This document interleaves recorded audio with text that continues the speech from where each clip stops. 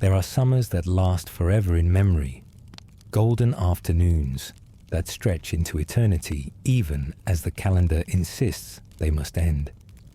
There are friendships forged in the heat of those endless days, bonds that feel unbreakable because nothing has yet tested their strength.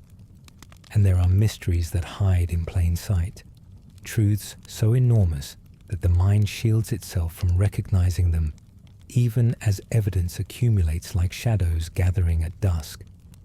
This is a story about one such summer, about a boy who believed he knew who he was, and about the moment when that certainty shattered like glass striking stone. This is the story of Kingdom Hearts II, a tale where memory becomes unreliable, where existence itself hangs in balance, and where the line between real and simulated grows so thin it might as well not exist at all. The town exists in perpetual twilight, caught in that liminal space between day and night, where the sun paints everything in shades of amber and gold. Twilight Town wraps itself around its inhabitants like a comfortable blanket, familiar and safe, a place where change comes slowly, if it comes at all. The train station sits at the heart of the settlement, its platforms connecting the various districts, carrying workers and students and shopkeepers through their daily routines with mechanical regularity. Market Street bustles with merchants calling out their wares, the smell of sea salt ice cream drifting from the stand near the clock tower, children racing through alleys playing games whose rules change with each telling. It is a world unto itself, complete and self-contained, asking nothing of the wider universe beyond its borders, because within these streets you can find everything a person might need to build a life. Roxas wakes to another morning in this endless summer, sunlight streaming through windows that face eternally toward that golden hour when everything seems possible.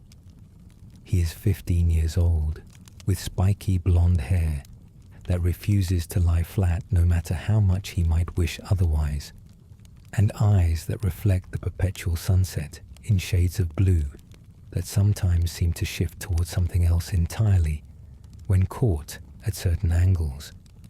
His room is small but his own, decorated with the accumulated debris of adolescence, posters and magazines, and the general chaos that comes from being young enough to ignore organization in favor of more interesting pursuits. He stretches and yawns and begins another day that feels both brand new and exactly like all the days that came before it, the comfortable routine of summer vacation unfolding according to patterns established over countless repetitions. But something is different this morning. A disturbance in the comfortable rhythm that Roxas cannot quite identify. He had dreams again, vivid and strange, visions of places he has never been, and people he has never met. A boy with spiky brown hair wielding an enormous key-shaped weapon, fighting shadows with glowing yellow eyes, a duck in a blue wizard's hat throwing magic like it was the most natural thing in the world, a goofy-looking dog with a shield larger than he is, laughing even as danger closes in from all sides. The images feel more like memories than dreams, carrying weight and significance that mere sleeping fantasies should not possess, and they leave Roxas feeling unsettled in ways he cannot articulate even to himself. He meets his friends at their usual spot, a small hideout they have claimed as their own in one of Twilight Town's less trafficked corners. Hayner is already there, always the first to arrive because his competitive nature extends even to punctuality, his combative energy barely contained as he paces waiting for the others. Pence arrives, moments after Roxas, camera in hand as always, documenting their adventures with the devotion of someone who understands that these days will not last forever, even if they currently feel eternal. And then comes Olette, practical and organized, the glue that holds their small group together through her quiet competence and genuine care for all of them. Together, they are complete, a unit defined by shared history and mutual affection. And Roxas feels that familiar warmth of belonging that comes from being surrounded by people who know you completely and accept you anyway. The day's plans revolve around typical summer vacation activities, the kind of meaningless fun that only matters because you are sharing it with friends. They discuss going to the beach, though this requires earning money for train tickets through odd jobs scattered around town. Roxas volunteers to take on some of the work, moving through Twilight Town's various districts collecting money through tasks that range from mundane to absurd. He delivers mail, racing against time to drop parcels at their designated locations before the clock runs out. He hangs advertising posters, covering the town's walls with notices about upcoming events and sales that he barely glances at before moving to the next location. He clears junk from alleys, his makeshift bat connecting with random debris in a simulation of baseball that has nothing to do with the actual sport and everything to do with finding satisfaction in the simple act of breaking things. As Roxas completes these tasks, as he moves through the familiar streets of Twilight Town, engaging in routines he has performed countless times before, small anomalies begin accumulating at the edges of his awareness. Photographs start disappearing from around town, not stolen in any conventional sense, but erased from reality itself, leaving behind only blank frames and confused conversations where people struggle to remember what words they should use to describe the missing items. Time behaves strangely, stuttering and jumping in ways that should be impossible, but which Roxas finds himself accepting with uncharacteristic ease, as though some part of him already knows that the rules governing his existence are more flexible than they should be. And then there are the white creatures, pale and jerky in their movements, appearing in places they should not be, and vanishing before anyone can properly identify what they are seeing. The creatures are called Nobodies, though Roxas does not yet know this name or understand what it means. They emerge from nowhere, manifesting in Twilight Town streets like tears in the fabric of reality itself. They move wrong, their animations incomplete or corrupted. Puppets controlled by invisible strings pulled by hands that care nothing for natural physics or biological limitations. When Roxas encounters them, when he finds himself face to face with these impossible beings in an alley that suddenly feels far more isolated than it should, something extraordinary happens. A weapon appears in his hands, manifesting from light and air and his own desperate need for something to defend himself with. The Keyblade, though he has no name for it and no understanding of what it represents, feels right in his grip despite its bizarre shape, and when he swings it at the white creatures, they dissolve into nothingness, as though they had never existed at all. The encounter should be traumatic, should send Roxas running for help or questioning his sanity, or doing any of the reasonable things a normal teenager might do when confronted with impossible creatures and magical weapons. Instead, he accepts it with strange equanimity, filing the experience away as another oddity in a summer that has been accumulating oddities like a collector gathering butterflies. He returns to his friends, mentions the strange events in passing, and they move on to investigating the 7 wonders of Twilight Town, local legends and mysteries that have occupied the imaginations of the town's youth for as long as anyone can remember. It feels like exactly the sort of thing teenagers would do during summer vacation, documenting local ghost stories for a school project, and the normalcy of it provides comforting counterweight to the increasingly abnormal experiences intruding on Roxas's awareness. But the abnormalities refuse to remain contained. As Roxas and his friends explore the 7 wonders, documenting the spooky stairs that count differently going up versus coming down, investigating the ghost train that supposedly runs without passengers or conductor, searching for the mysterious girl who haunts the abandoned mansion on Twilight Town's outskirts. The boundaries of what is possible continue eroding. Dusks, those white creatures, appear with increasing frequency, their presence no longer limited to isolated encounters, but spreading through the town like an infection that no one else seems to notice or remember. And then there is Axel, a man in a black coat with red hair styled to defy gravity even more aggressively than Roxas's own, who speaks to Roxas with familiarity that suggests shared history neither of them can quite access. Axel calls Roxas by name, speaks of things they supposedly did together, references a past that Roxas has no memory of, but which Axel insists is real and important. He asks Roxas to come back, to remember who he really is, to stop pretending that this summer in Twilight Town is anything more than a pleasant fiction designed to keep him contained and compliant. The words make no sense, or rather, they make too much sense, resonating with doubts that have been accumulating in Roxas's mind like water pooling in footprints. Why does this summer feel endless? Why can he not remember anything before these recent weeks?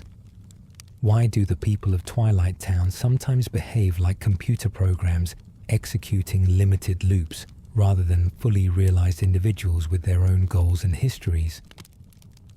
The questions multiply faster than answers can form, and Roxas finds himself standing at the edge of understanding something vast and terrible about his own existence.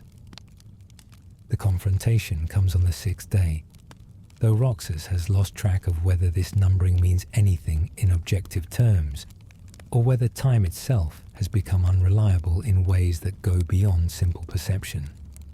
Axel appears at the abandoned mansion, desperation evident in every line of his body, surrounded by dusks that obey his commands. He needs Roxas to come with him, needs him to remember, needs him to be whoever he was before this simulated summer began. But Roxas has been having his own revelations, discoveries that have nothing to do with Axel and everything to do with a girl named Namine, who speaks to him from white rooms that exist between the cracks of Twilight Town's architecture. She tells him the truth, or at least pieces of it, fragments that Roxas must assemble into coherent picture even as his world literally falls apart around him. He is nobody, she explains, using that word with capital letter significance that Roxas still does not fully grasp. He is Sora's nobody, created when Sora briefly became a Heartless, born from the empty shell that remained after a heart was consumed by darkness. He is not supposed to exist as independent consciousness, not meant to have thoughts or feelings or friendships or summers spent eating sea salt ice cream on clock towers with friends whose laughter echoes in memory. He is temporary, a placeholder, a ghost wearing an existence that was never meant to belong to him as an individual. And he serves a purpose beyond his own awareness, contains something that others need, something that must be returned to its source regardless of what that extraction might cost Roxas himself. The person from whom Roxas was created, the someone else whose nobody he is, that person exists somewhere else. A boy named Sora, sleeping in a pod hidden in the basement of this very mansion, waiting to wake up but unable to do so because pieces of him are scattered across impossible distances and contained within vessels that include Roxas himself. For Sora to wake, for Sora to continue his own journey and fulfill whatever destiny awaits him, Roxas must give up everything he has, everything he is, everything he thought he might become. He must surrender his independence, his friendships, his summer, his very existence, merging back into the person from whom he was born, and becoming nothing more than memories that Sora will never fully access or understand. It is perhaps the cruelest choice anyone could be forced to make, asking someone to accept their own erasure in service of a stranger's needs. DayZ has orchestrated this, has created the simulation and guided events toward this inevitable conclusion. And Roxas understands on some level that his consent is almost irrelevant to what must happen. But as Roxas stands in the white room beneath the mansion, as he watches Sora sleeping peacefully in a pod surrounded by machinery designed to facilitate memory restoration and identity reconstruction, something inside him recognizes the fundamental unfairness of the situation and accepts it anyway, though acceptance comes more from inevitability than true choice. Not because he wants to, not because it is right or fair or just, but because the alternative is condemning Sora to eternal sleep, and in his final moments, Roxas discovers that he cannot bear responsibility for that outcome, even if it means losing everything he has. He reaches toward the sleeping figure, his hand dissolving into light as it makes contact, and Roxas feels himself coming apart at the seams, his consciousness fragmenting and flowing into the person who needs it more, whose claim to existence the universe has deemed more legitimate than his own. The last thing Roxas sees before he ceases to exist as independent entity is Axel's face, twisted with grief and rage and helplessness, watching his friend vanish into someone else's story. The last thing he feels is regret, not for the choice he made, but for all the things he will never experience, for the summer that will never truly end because he is not there to see it through to its conclusion, for friends who will forget him completely once he is gone, because even their memories of him were nothing more than data in a simulation designed to contain him until this moment arrived. And then Roxas is gone, and someone else is waking up, and the story that was supposed to be his becomes merely prologue to someone else's adventure. Sora opens his eyes to a room he does not recognize, his body stiff from extended inactivity, his mind foggy with confusion that extends beyond simple sleep disorientation into something more fundamental.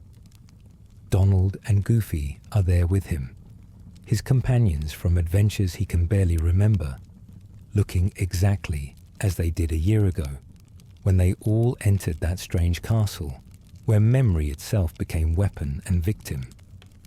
They slept for a year while a witch named Namine worked to repair damage done to Sora's memories, stitching together fragmented recollections and restoring connections that had been deliberately severed by Organization XIII's manipulation. The process is complete now, or as complete as it can be given the complexities involved, and Sora is awake and ready to continue the journey that was interrupted by circumstances beyond his control. But something feels wrong, a sense of loss that Sora cannot identify or explain.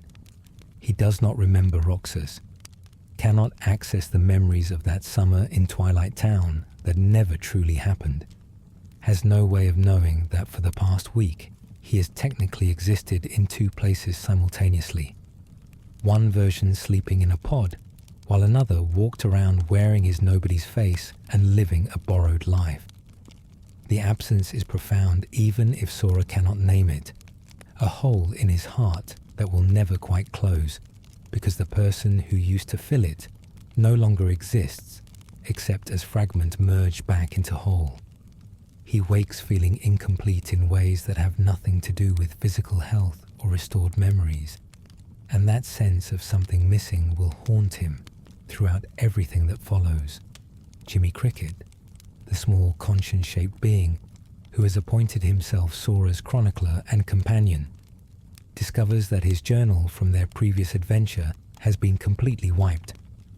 Every entry, every carefully documented detail about worlds visited and friends made and battles fought, all of it gone except for a single mysterious message written in Jimmy's own handwriting.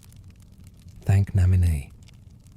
The erasure is connected to the memory manipulation they all endured in Castle Oblivion, collateral damage from having their recollections torn apart and rebuilt. But Jimmy takes the loss personally. He vows to document this new journey even more carefully, to create a record comprehensive enough that even magical interference can't erase it completely, to ensure that their adventures are preserved for whatever future might need access to this history. They emerge from the mansion into Twilight Town proper, the real Twilight Town rather than the simulated version that contained Roxas, though Sora has no frame of reference to distinguish between them. The afternoon sun paints everything in familiar gold. The train station bustles with the same energy it always has, and nothing about the town suggests the drama that unfolded in its digital shadow. Sora meets Haina, Pence, and Olette, and they greet him as a stranger, even though some part of him insists he knows them, has eaten ice cream with them on the clock tower, and laughed at their jokes and shared in their small adventures. The disconnect is disorienting, like déjà vu stretched across entire relationships, and Sora finds himself tearing up, for reasons he cannot explain, as he waves goodbye to friends he has never actually met. Their first destination is a mysterious tower on the outskirts of Twilight Town, accessible only by a train that does not run on any normal schedule, and that most residents have learned to ignore as yet another local oddity not worth questioning. The tower belongs to Yen Sid, a sorcerer of considerable power who once mentored Mickey Mouse in the arts of magic, and who now serves as advisor and guide to those fighting against darkness in its various manifestations. Yen Sid's tower is impossible architecture made manifest. Stairs that lead in directions that should not exist. Rooms connected by doorways that violate every principle of spatial consistency. Gravity itself becoming negotiable the higher you climb. It is exactly the sort of place where important revelations happen, where heroes receive new equipment and understanding before embarking on quests that will determine the fate of multiple worlds. Yen Sid explains what has happened during the year that Sora slept, filling in details about threats and changes that have reshaped the cosmic landscape in his absence. Organization XIII, the group of mysterious beings who manipulated his memories in Castle Oblivion, remain active and have been pursuing their own agenda with single-minded determination. But they are not Heartless, not the creatures of pure darkness that Sora spent his previous journey fighting. They are something different, something called Nobodies, the empty shells left behind when someone with a strong heart becomes a Heartless. Nobodies are not supposed to exist at all, should not have consciousness or will or goals of their own, but those with particularly powerful hearts can retain their human form, and even their capacity for planning and cooperation. Organization XIII consists of 13 such powerful Nobodies, each one the discarded remains of someone who fell to darkness, but whose shell refused to simply dissolve into nothingness.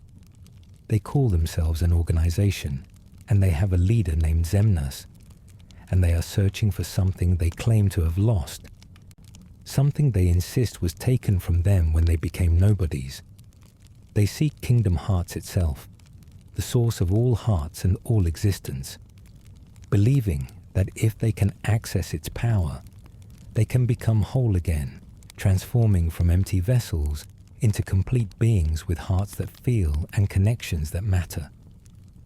Whether this goal is achievable or even desirable remains open question, but it drives them with intensity that makes them extremely dangerous to anyone who stands between them and their objective. Yen Sid gives Sora new clothes, magical garments created by 3 good fairies, whose gift for enchantment extends to fashion as well as more traditional sorcery. The clothes are not merely decorative but functional, designed to adapt to different situations and provide protection beyond what normal fabric could offer. More importantly, they contain magic that will allow Sora to access new abilities called drive forms, transformations that channel the strength of his bonds with Donald and Goofy into temporary power boosts that alter his combat capabilities dramatically. The clothes are black and silver, and red, more aggressive and mature than the simple outfit Sora wore during his previous adventure, visually marking his transition from innocent child into something more complex and capable of handling the darker truths about reality that this new journey will force him to confront. Thus equipped and informed, Sora descends from Yensid's tower, ready to resume the quest that was interrupted a year ago. He needs to find Riku and King Mickey, both of whom remain trapped in the realm of darkness when Sora escaped at the end of his previous adventure. He needs to deal with Organization XIII before their plans reach fruition and potentially destabilize all of existence. And he needs to figure out what is causing the strange feeling of incompleteness that has haunted him since waking. The sense that he is missing something important, even though all his memories have supposedly been restored. 3 objectives, all of them pulling him in slightly different directions, all of them necessary, and none of them offering clear path toward resolution. The first world they visit after leaving Twilight Town is Hollow Bastion, or rather, what remains of it.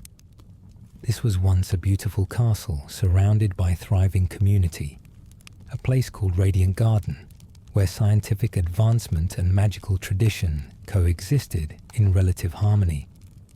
But darkness corrupted it years ago, transforming the castle into a fortress for Maleficent and reducing the surrounding town to ruins inhabited only by survivors and refugees. The survivors are familiar faces from Sora's previous journey.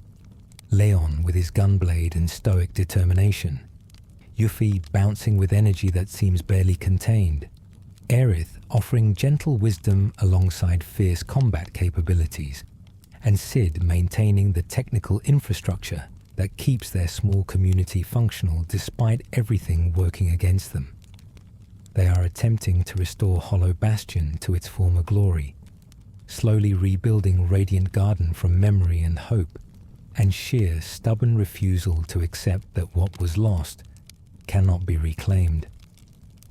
But the work is difficult, made more so by the constant presence of Heartless and the recent appearance of Nobodies, who seem interested in the castle for reasons that remain unclear. The town buzzes with activity as merchants set up shops and residents return to reclaim homes they abandoned when darkness first fell. But the atmosphere remains tense, everyone aware that they are rebuilding on foundations that have already proven unstable once and might collapse again at any moment. Maleficent has returned, which should be impossible given that Sora defeated her during his previous journey and watched her dissolve into darkness. But death is apparently negotiable for beings of sufficient power and determination, and Maleficent has clawed her way back into existence through sheer force of will and refusal to accept that her story ended. She is accompanied by Pete, a bumbling but persistent antagonist from King Mickey's past, who now serves as her lackey and general nuisance to anyone attempting to accomplish anything productive. Their goals remain what they have always been: gather power, control Kingdom Hearts, reshape reality according to their vision of how things should be ordered. That their vision involves them ruling over everyone else, while darkness consumes anything they find inconvenient, is treated as minor detail not worth dwelling on. The reunion with Leon and the others is warm but brief, interrupted by a massive attack that sees thousands of Heartless descending on Hollow Bastion simultaneously in coordinated assault that speaks to organization and intelligence behind the creatures that should not possess such capabilities. Sora joins the defense, fighting alongside Leon's group and other warriors who have gathered to protect the town, cutting through waves of shadow creatures that just keep coming, no matter how many are destroyed. The battle is exhausting and exhilarating in equal measure, a test of endurance as much as skill. And when the dust finally settles and the last Heartless dissolves into nothingness, everyone involved understands that this was merely opening salvo in a much larger conflict, because standing amidst the aftermath, untouched by the battle raging around him, is Xemnas, the leader of Organization XIII, makes his first appearance here, revealing himself with casual confidence that speaks to absolute certainty in his own superiority.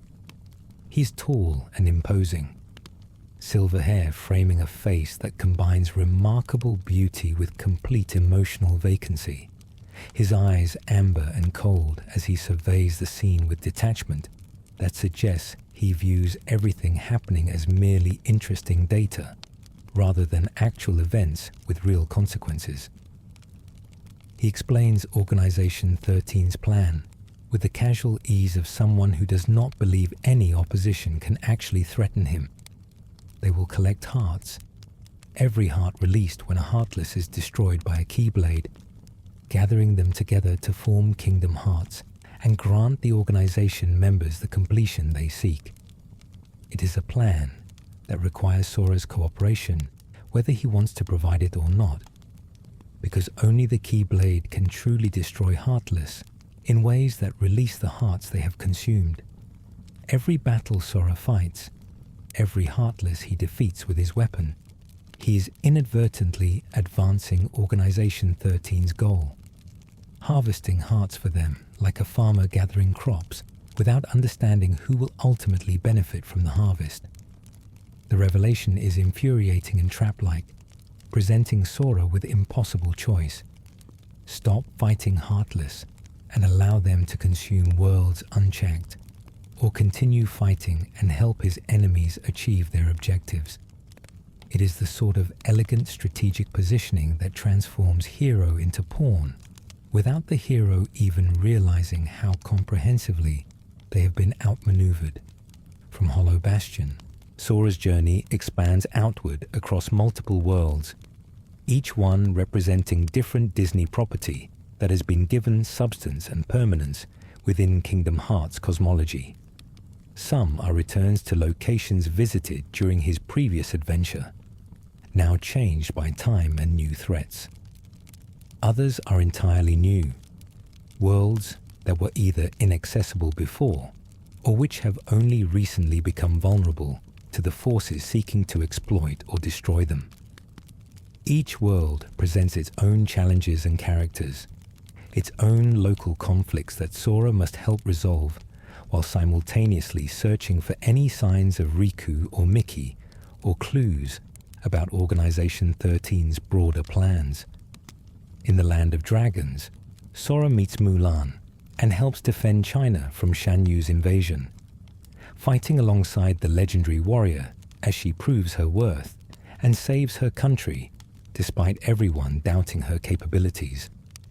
The mountains are beautiful and treacherous, snow covering peaks that seem to touch the sky, and Sora finds himself reflecting on themes of identity and proving yourself when no one believes you are capable of what you know you can achieve. It resonates with his own situation in ways he does not fully articulate, this idea of being more than others assume based on appearances or circumstances of birth. Beast Castle brings Sora to the Enchanted Palace, where a prince cursed into monstrous form must learn to love and be loved before the last petal falls from a magic rose. But the organization has sent Zoldin, a member who wields wind and lances with equal skill, to exploit the beast's insecurities and drive him toward darkness that will make him vulnerable to Organization's manipulation. Sora must help Beast and Belle navigate their complicated relationship while fighting off Zoldin's psychological warfare, proving that love is stronger than isolation and manipulation even when doubt seems overwhelming. The battle against Zoldin on the bridge connecting castle to town is fierce and difficult, wind howling around them as the Nobody demonstrates exactly how dangerous organization members can be when confronted directly. Olympus Coliseum sees Sora reuniting with Hercules and Phil, competing in tournaments and battling a Hydra that has destroyed much of the arena. But Hercules seems diminished, doubting his own strength after failing to save someone important to him. And Sora must help the hero remember what true strength means. It is not about physical power or the ability to defeat any opponent, but about the courage to keep trying even when you fail, about getting back up when you are knocked down, about protecting those you care about even when you are not strong enough to guarantee their safety. The lessons Hercules learned in the first game have been tested by harder realities, and Sora helps remind him that heroism is not a destination, but a practice, something you choose repeatedly rather than achieving once and keeping forever. The Pride Lands transforms Sora, Donald, and Goofy into animals to match the world's aesthetic, turning them into lion, bird, and turtle respectively, in a transformation that is disorienting but necessary for moving through this savanna landscape.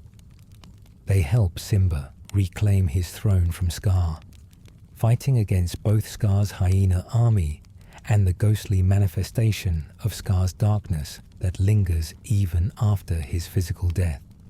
The Pride Lands teach lessons about responsibility and legacy, about accepting your place in the great circle of life even when that place comes with burdens you did not ask for and responsibilities you might prefer to avoid. Sora sees parallels in his own journey. This idea of being chosen for something larger than yourself and having to rise to meet expectations you never agreed to in the first place.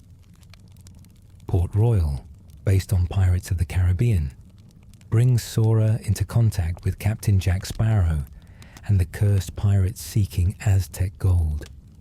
The photorealistic visual style clashes with Kingdom Hearts' typical aesthetic in ways that are initially jarring, the characters rendered in dramatically different style than anything else in the game. But the world's emphasis on treasure and curses and the price of immortality fits thematically with the story's larger concerns about existence and what it means to be complete. Fighting undead pirates in moonlight that reveals their skeletal true forms becomes exercise in understanding that appearances can deceive, that what seems alive might be empty shell, that the boundaries between existence and non-existence are more permeable than comfortable certainty would prefer to acknowledge. Agrabah sees Sora reuniting with Aladdin and Jasmine, helping them deal with Jafar's parrot Iago, attempting redemption, while also stopping Jafar himself from returning through dark magic and manipulation. The desert city gleams under relentless sun, the palace towering over market streets, where merchants sell everything imaginable and thieves ply their trade in shadows between buildings. Sora helps Aladdin understand that trust must be earned, but can also be given as gift, that people can change if given the opportunity, that judging someone solely by their past denies them the possibility of different future. It is hopeful message in story that often emphasizes how past shapes and constrains present, offering counterpoint that suggests growth and transformation remain possible, even for those who have done terrible things. Halloween Town brings them to Jack Skellington's domain, the macabre holiday world where every day is Halloween, and the residents delight in scaring children and celebrating spooky aesthetics. Jack is working on Christmas again, having not quite learned his lesson from previous attempts. But this time, the organization is involved, with Maleficent and Pete trying to manipulate Jack's enthusiasm for their own purposes. Sora helps Jack understand that while ambition and creativity are valuable, sometimes it is better to perfect what you are already good at, rather than constantly reaching for what others do better. The world is charming in its commitment to creepy atmosphere. Grinning jack-o'-lanterns and stitched-together teddy bears and mad scientists creating festive horrors that delight rather than terrify, because everyone involved is fundamentally good-hearted, despite macabre interests. Atlantica transforms the gameplay entirely, abandoning traditional exploration and combat in favor of rhythm-based musical sequences that retell the story of the Little Mermaid, while incorporating Sora's presence as supporting character. It is jarring departure from the rest of the game's structure, either refreshing change of pace or frustrating interruption, depending on players' tolerance for singing along to Disney songs while pressing buttons in time with music. Ariel wants to be part of human world. Ursula attempts to exploit that desire. Triton learns to accept his daughter's choices, and everything resolves with wedding and happiness and the fundamental optimism that defines earlier Disney films, even when later Kingdom Hearts entries insist darkness lurks beneath everything. 100 Acre Wood remains refuge from the larger story. Winnie the Pooh's world accessed through a magical book rather than through normal travel methods, existing outside the main narrative as safe space where nothing truly terrible can happen. The book has been damaged, its pages scattered, and Sora must help restore it, while assisting Pooh and his friends with small problems that feel enormous to them, but are refreshingly low stakes compared to saving the universe. Pooh does not remember Sora initially. His memories damaged along with the book, and Sora must help him recall their friendship through gentle interactions that remind both of them what matters beyond grand quests and cosmic battles. It is about the importance of small connections, of maintaining friendships even when circumstances pull you in different directions, of remembering that the people who matter to you remain important even when you are busy with supposedly more significant concerns. Space Paranoids brings them inside a computer system inspired by Tron, where they help the titular program fight against the master control program that has taken over the system and is using it for nefarious purposes. The digital world is rendered in glowing lines and geometric shapes, everything existing in blacks and blues, and the occasional burst of red indicating hostility or corruption. The philosophical questions about existence and identity that haunt the larger story become literal here, where programs question whether they are truly alive or merely simulating life according to their code, where the boundaries between user and program and reality and simulation collapse into uncertainty that cannot be resolved through simple declarations. Sora helped Tron fight for freedom within his digital constraints, proving that even beings designed to serve specific functions can choose to resist that programming when the purposes they were created to fulfill conflict with their emerging sense of self. Timeless River takes them back in time to Disney Castle's past, rendered in black and white aesthetics matching classic cartoons from animation's early days. Pete is attempting to manipulate the past to change the future, and Sora must stop him, while also helping young Mickey protect the cornerstone of light that keeps darkness from overwhelming Disney Castle's reality. The world is pure joy in many ways, nostalgia filtered through Kingdom Hearts' particular lens, Steamboat Willie aesthetic applied to characters whose modern iterations are much more detailed and complex, but it also reinforces the game's themes about how past shapes present, about how even small changes to history can have enormous consequences, about the importance of foundations that must be protected even when you do not fully understand everything they support. Throughout all these adventures, throughout every world visited and every conflict resolved, Sora encounters members of Organization XIII. They appear without warning, black coats marking them as distinct from local populations, their presence always signaling that something more complicated than simple world-specific problems is unfolding. Demix, with his sitar, casually dangerous despite appearing lazy and preferring to avoid combat whenever possible. Sigbar with his guns and space-warping abilities, mocking and dismissive but clearly dangerous enough that his mockery comes from position of strength rather than bravado. Luxord the gambler, turning combat into games of chance, where rules exist only to be manipulated by those who understand them better than their opponents possibly can. Each organization member represents a different aspect of what it means to exist without a heart, to be nobody moving through world that insists only complete beings with hearts deserve recognition as truly alive. They are empty vessels claiming the right to become whole, and their various personalities and quirks exist despite the narrative insistence that nobodies cannot truly feel anything. This contradiction becomes increasingly important as Sora interacts with them, as he sees them displaying what certainly appears to be emotion, even if the organization claims those displays are merely memories of feeling rather than actual feelings themselves.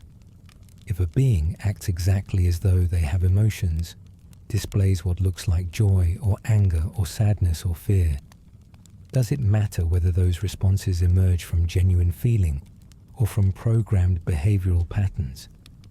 The question haunts the story's margins, never fully resolved but constantly present. Axel reappears repeatedly throughout Sora's journey, his motivations unclear, and his loyalties apparently flexible. He saved Sora from certain death in betwixt and between, the liminal space connecting Twilight Town to the wider universe, fighting off a horde of nobodies that should have overwhelmed him. But he also claims to be working with Organization XIII, seems to have objectives that align with Xemnas' plans, even as he acts in ways that directly contradict those plans. The confusion is intentional, Axel himself uncertain about where his true loyalties lie, torn between the organization that gave his nobody existence purpose and meaning, and the memories of friendships that should not matter to someone without a heart, but which clearly continue affecting his choices regardless of what theory suggests should be possible. His obsession with Roxas becomes clearer as story progresses. His desperate need to see his friend again, even though Roxas no longer exists as independent entity. Axel looks at Sora and sees the person who consumed his best friend, who erased Roxas from existence by waking up and reclaiming the heart and body and existence that Roxas had borrowed for those brief weeks in simulated Twilight Town. The resentment is palpable even through Axel's casual demeanor, his jokes and his apparent laid-back attitude masking genuine grief and anger that he insists he should not be capable of feeling. When he kidnaps Kairi from Destiny Islands, spiriting her away to use as bargaining chip to force Sora to cooperate with his increasingly desperate plans, the action feels simultaneously calculated and emotional, strategic necessity tangled with personal vendetta in ways that Axel himself probably cannot fully separate. The conflict escalates toward crisis point at Hollow Bastion, where everything that has been building throughout the journey finally comes to a head in spectacular fashion. Maleficent has been gathering power, using Pete to collect Heartless and attempting to recreate her previous dominance over the forces of darkness. The organization has been monitoring the situation, allowing her to do the work of gathering Heartless while planning to exploit that gathering for their own purposes. And Sora arrives in the middle of this convergence, walking into a trap that has been set by multiple parties, each believing they are the ones controlling the situation, when in fact, control is an illusion no one truly possesses. the Battle of the Thousand Heartless begins in Hollow Bastion's ravine, a massive chasm that cuts through the center of the castle town and serves as natural battleground where thousands of combatants can clash without immediately spilling into civilian areas. The Heartless pour through like black water flooding through broken dam, wave after wave of shadow creatures emerging from portals and gaps in reality's fabric, covering the ground in writhing darkness that threatens to overwhelm through sheer numerical superiority. Sora stands with Leon's group, with Final Fantasy characters from multiple games, who have made Hollow Bastion their home and their battlefield, and together they hold the line against impossible odds. The fight is exhausting and exhilarating, the kind of desperate last stand that should end in tragedy, but instead becomes triumph through stubborn refusal to accept defeat. Sora cuts through hundreds of Heartless, his Keyblade finding targets faster than conscious thought can track. Donald's magic raining destruction from above, while Goofy's shield provides protection that allows the others to maintain offensive pressure without being overwhelmed. Leon and Cloud duel with their respective enormous blades. Yuffie darts through the chaos, throwing massive shuriken that clear entire sections of battlefield. Tifa demonstrates why hand-to-hand combat remains relevant even when facing supernatural threats. Sid provides air support and tactical coordination that prevents the defenders from being completely surrounded. It is Kingdom Hearts at its most triumphant. Heroes standing together against darkness and winning through cooperation and determination and sheer unwillingness to give up. But the victory is incomplete, tainted by revelations that emerge in its aftermath. Xemnas appears atop the castle as the last Heartless falls, standing silhouette against the sky, and he reveals what the organization has been building with all the hearts collected from Heartless destroyed by Sora's Keyblade. Kingdom Hearts itself, or at least a version of it, massive heart-shaped moon hanging in the sky above Hollow Bastion, visible from anywhere in the world, pulsing with power that can be felt even by those without any magical sensitivity. It is not complete yet, still under construction, requiring more hearts to reach the critical mass needed to grant Organization's wishes. But it is undeniably real, undeniably powerful, and undeniably evidence that Organization XIII's plan is much further advanced than anyone opposed to them realized. The despair that should accompany this revelation is tempered by another truth that emerges in the castle's computer room. Diz, the mysterious figure who has been monitoring events from shadows and who facilitated Sora's memory restoration, reveals himself as Ansem the Wise, the former ruler of Radiant Garden, who was betrayed by his own apprentices and cast into the realm of darkness.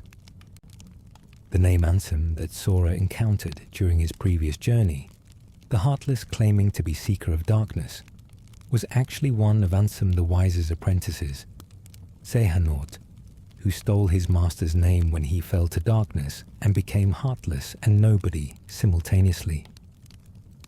The real Ansem the Wise has been working to undermine Organization XIII from within, attempting to stop his former students from achieving goals that he partially bears responsibility for creating through his own research into darkness and the nature of hearts.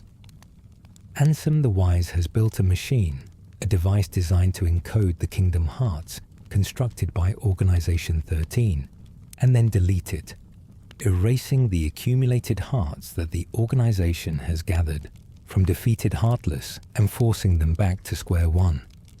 It is desperate plan born of desperation, technological solution to metaphysical problem, and its success is far from guaranteed. But it represents hope, possibility that Organization XIII's seemingly unstoppable momentum toward completion can be derailed before they achieve the transformation they seek. Ansem the Wise begins his work, monitoring Kingdom Hearts and preparing to execute his digital assault on the organization's greatest achievement, while Sora continues his journey with new understanding of what exactly is at stake and who is actually pulling strings behind various conflicts that have shaped his recent experiences.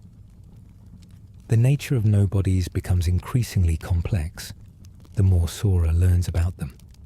They are empty shells without hearts, yet they clearly possess consciousness and will and the capacity to make plans and form relationships. They claim to not feel anything, to merely remember what emotions felt like when they were whole. Yet their actions consistently display what any reasonable observer would identify as emotional responses to situations. Demix begs for his life when defeated, genuine terror in his voice despite theoretical impossibility of feeling fear. Xigbar jokes and mocks with genuine amusement, evident in his tone and body language. Luxord accepts defeat with grace that suggests actual respect for worthy opponent, rather than merely simulating appropriate social response to losing a contest.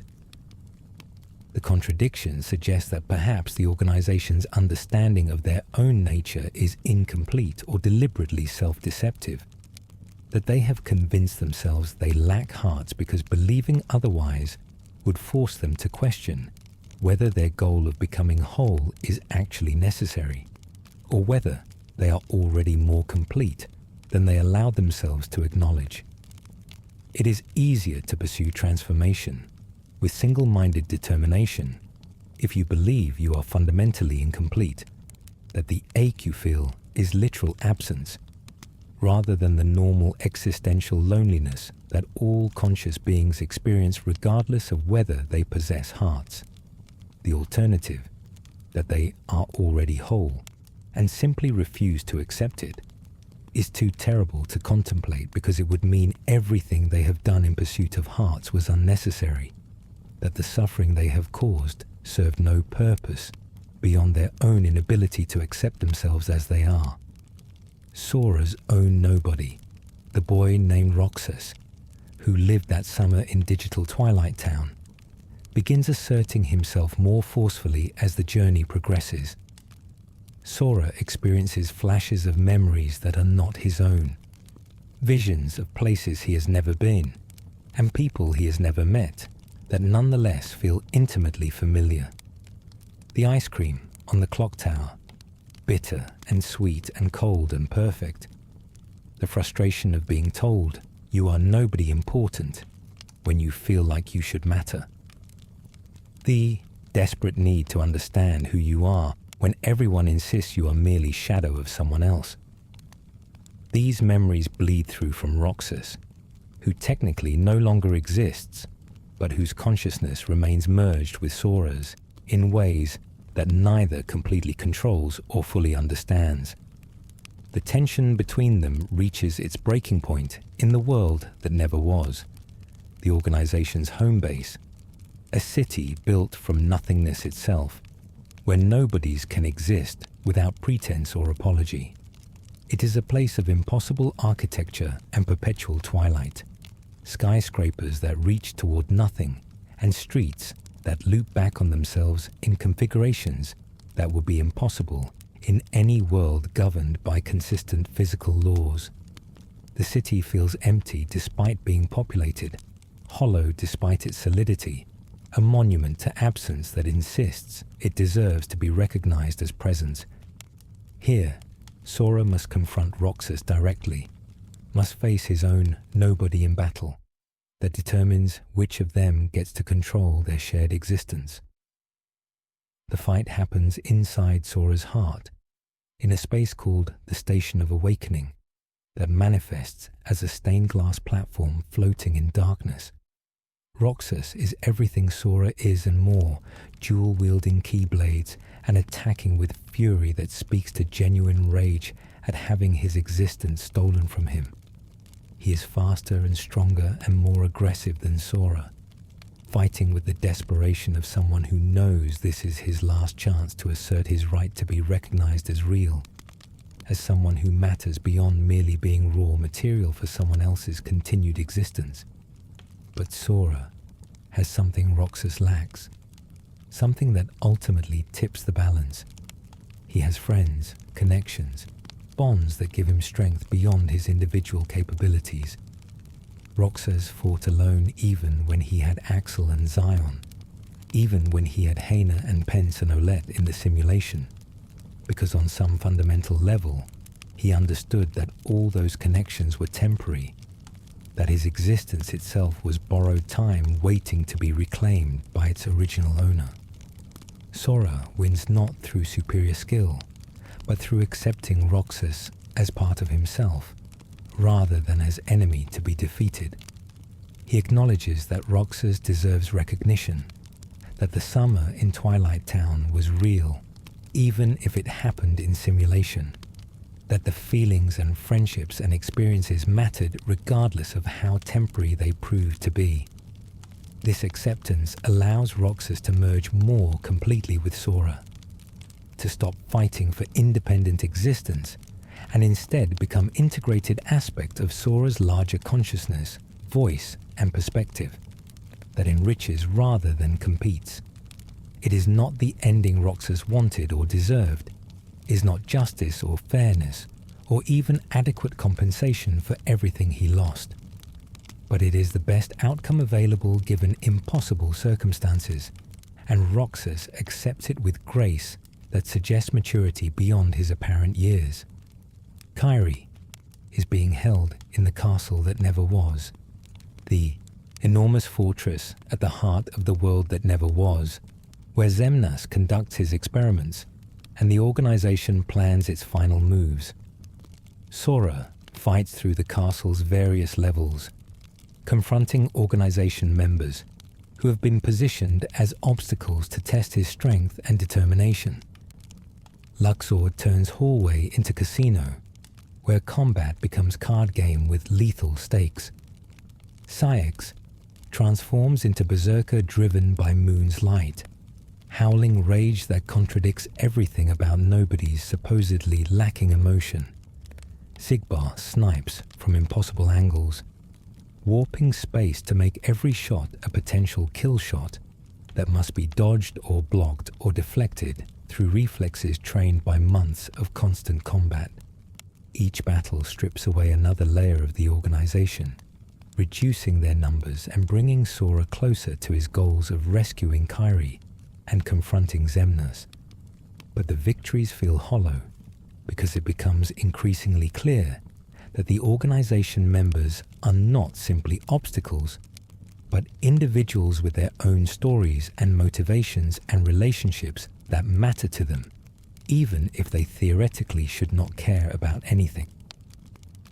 Demix genuinely did not want to fight, preferred his music and his lazy afternoon to combat that got him killed.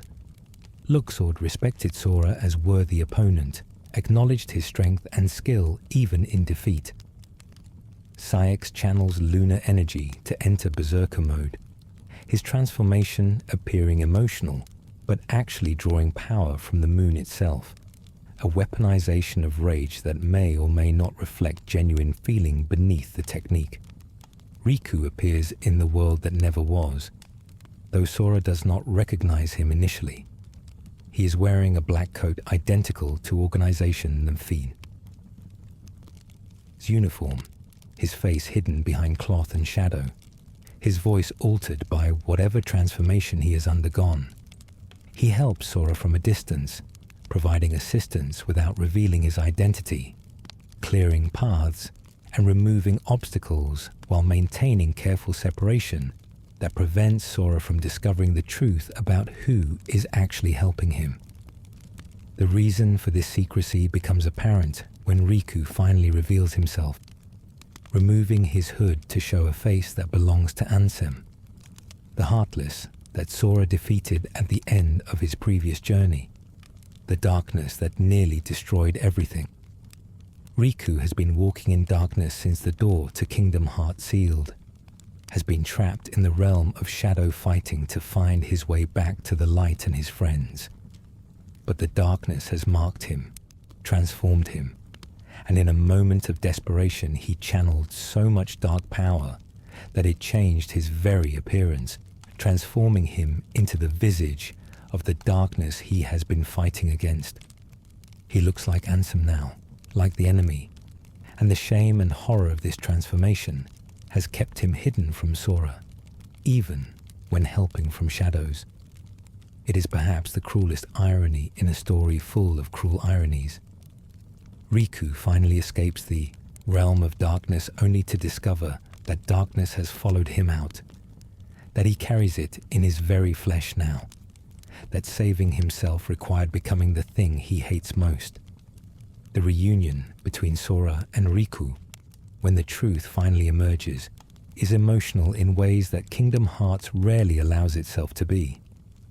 Vulnerability and acceptance replacing the typical action-focused momentum. Sora does not care what Riku looks like, does not judge him for the form darkness has forced upon him, sees past the altered appearance to recognize the friend he has been searching for throughout this entire journey. It is unconditional acceptance of the kind that nobodies claim to want when they seek hearts. Recognition that identity persists beyond physical appearance or circumstantial alterations, that bonds forged through genuine connection can survive any transformation or separation. They embrace, and in that moment, the larger quest pauses to acknowledge that some victories matter more than defeating ultimate evil or saving the universe, that sometimes finding a friend you thought was lost represents completion more significant than any cosmic triumph. Kairi reunites with Sora as well, freed from her prison cell through Naminé's intervention. Naminé, the witch who manipulated Sora's memories in Castle Oblivion, appears to help her other self, because Kairi and Naminé exist in relationship, similar to Sora and Roxas, Princess of Heart, and her nobody, somehow both separate and unified. The meeting between them is strange and tender, two aspects of one person acknowledging each other before merging back into single existence, Naminé disappearing into Kairi, with promises that they will meet again someday, when circumstances allow for more permanent separation. It reinforces the game's themes about identity and completeness, about how even beings that should not exist can develop their own sense of self that makes merging back into original feel like death, rather than simple restoration of natural order. With Kairi rescued and Riku found, with the organization reduced to its final members, Sora's attention turns to Xemnas himself. The leader of Organization XIII awaits at the castle's highest point, in throne room that feels more like cathedral, vast and empty, and echoing with significance that mere architecture cannot fully convey. Xemnas sits motionless until Sora arrives, patient in the way that only beings who exist outside normal time can manage. And when he finally stands and speaks, his words carry weight of someone who has prepared for this confrontation for longer than Sora has been alive. He explains the organization's supposed purpose, their claim that they seek hearts to become complete. But this is deception. Mask worn to keep his subordinates loyal, while Xemnas pursues his true goal, harnessing Kingdom Hearts itself for power and experimentation, using his members' desperation as tool to achieve objectives that serve only himself. It is remarkably sympathetic argument, suggesting that Xemnas and his organization are not villains seeking power, but victims demanding recognition, incomplete beings fighting for right to exist, despite universe insisting they should not. But the sympathy evaporates when Xemnas reveals the full extent of what Organization XIII has done in pursuit of their goals, the manipulation and suffering and deaths they have caused, while claiming moral authority based on their own victimhood. Being wounded does not excuse wounding others. Being denied recognition does not justify denying others their autonomy. And the Xemnas' philosophy quickly reveals itself. as elaborate justification for pursuing power without regard for anyone harmed in the process. The battle against Xemnas unfolds across multiple stages, each one more elaborate and impossible than the last. They fight in the throne room first, Xemnas wielding light and darkness in dual blades that slice through reality itself, his movements graceful and deadly in equal measure. Then the battle shifts to a dragon-shaped ship that Xemnas controls directly, transforming himself into a weapon of mass destruction that bombards Sora and his companions with energy blasts that could level cities. The gummy ship battles the dragon ship across the void between worlds, Donald and Goofy and King Mickey providing support as Sora focuses his attacks on weak points in the massive construct, dismantling it piece by piece until Xemnas is forced to abandon the strategy and face them directly again. The final confrontation happens in a realm of pure light, where Xemnas creates a fortress of interconnected buildings and impossible geometry floating in white void.